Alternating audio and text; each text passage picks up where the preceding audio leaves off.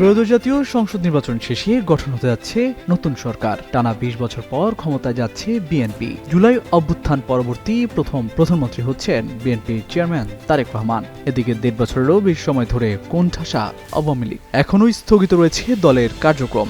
এমন প্রেক্ষাপটে নির্বাচনের পরই গণমাধ্যমের মুখোমুখি হয়েছেন শেখ হাসিনার ছেলে সজীব ওয়াজেদ জয়। নির্বাচনকে স্বীকৃতি না দিলেও আগ্রহ প্রকাশ করেছেন সার্বিক বিষয় নিয়ে আলোচনায় বসার। হোয়াইট প্লাস প্রো সেনসিটিভ স্কয়ারে। মাঠের বাইরেও তো আমরা এভাবে দেশপ্রেম দেখাতে পারি।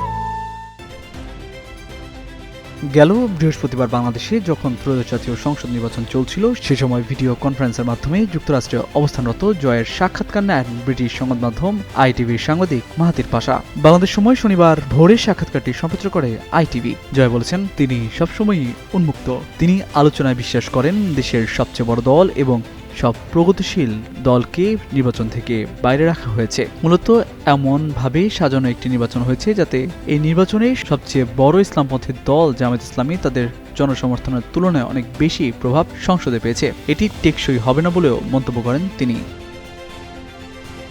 আওয়ামী লীগের শাসনামলে জামায়াত ইসলামকে নিষিদ্ধ করা নিয়ে মাহাতির পাশা প্রশ্ন করলে জয় দাবি করেন, আওয়ামী লীগ সরকার জামায়াতকে নিষিদ্ধ করেনি, তারা নির্বাচনে অংশ নিতে পারেনি আদালতের রায়ের কারণে। জামায়াত তাদের গঠনতন্ত্র সংশোধন করলে আবার নির্বাচনে অংশ নিতে পারত।